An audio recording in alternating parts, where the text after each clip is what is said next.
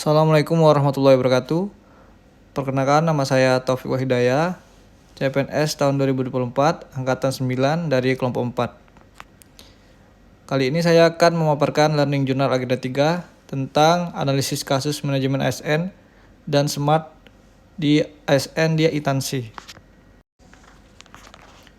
Indikator isu yang terkait dengan implementasi manajemen ASN dan SMART ASN di Lapas Kelas 3 Kaimana yaitu: yang pertama, belum optimalnya layanan kunjungan.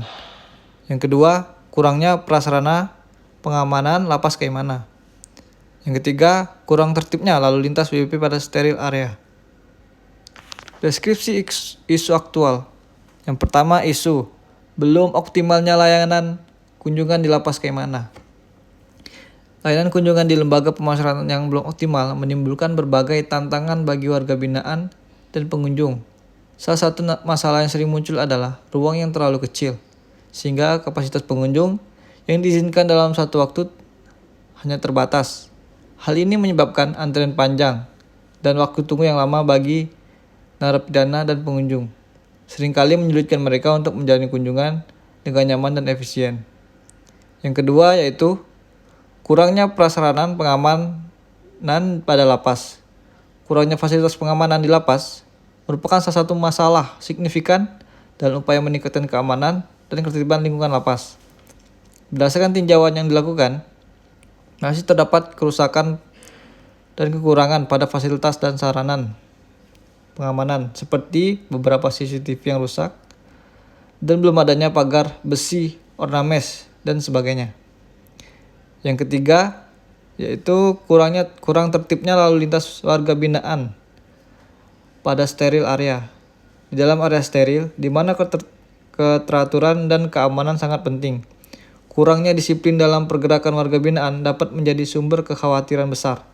Meski ada aturan dan tata tertib yang jelas, seringkali terlihat bahwa beberapa warga binaan tidak mematuhi aturan tersebut. Mereka mungkin mengabaikan peraturan yang ada. Dampak dan para pihak yang terkena dampak jika isu tidak diselesaikan. Yang pertama, isu belum optimalnya layanan kunjungan di lapas Kaimana. Dampaknya yaitu: yang pertama, ketidaknyamanan fisik dan psikologis bagi narapidana serta pengunjung. Yang kedua, pembatasan jumlah kunjungan yang dapat diterima oleh narapidana.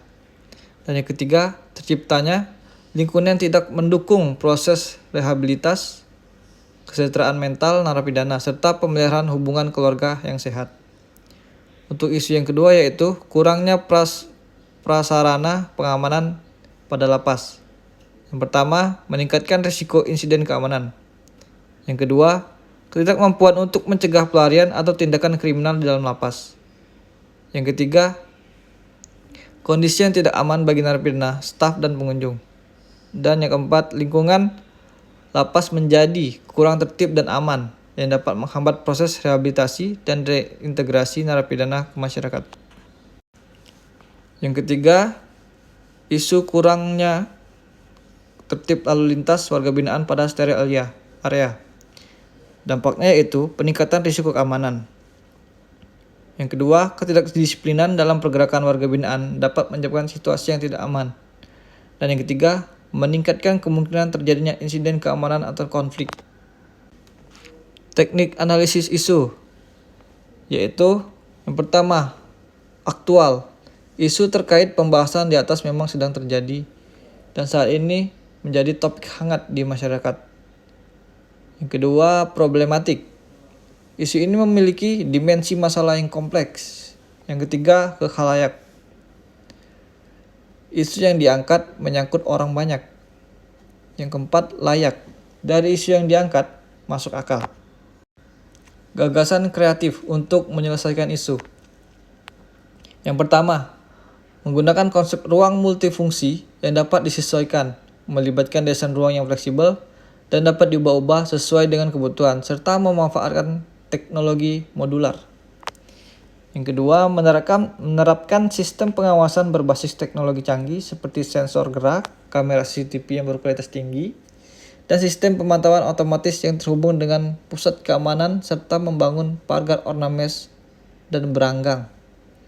Sistem ini dapat dipasang di area strategis di dalam sekitar lapas untuk mendeteksi dan merespon dengan cepat kegiatan mencurigakan atau insiden keamanan. Yang ketiga yaitu menerapkan program edukasi dan kesadaran lalu lintas di area steril bagi warga binaan, termasuk pengawasan dan pencatatan lalu lintas warga binaan. Hubungan antara gagasan kreatif dengan substansi manajemen ASN dan Smart ASN. Gagasan kreatif dalam manajemen ASN mencerminkan inovasi dan pendekatan baru dalam pengelolaan sumber daya manusia di sektor publik. Dalam konteks ini, manajemen ASN terkait dengan proses pengelolaan sumber daya manusia dengan cara yang baru. Ketika kita membahas gagasan kreatif, kita berfokus pada menciptakan solusi baru, mengidentifikasi peluang untuk perbaikan, serta menggunakan teknologi atau metode baru untuk meningkatkan aktivitas dan efisiensi dalam layanan publik. Baiklah, sekian dari pemaparan tugas agenda 3 saya kali ini. Saya mengucapkan wabillahi taufiq wal hidayah. Wassalamualaikum warahmatullahi wabarakatuh.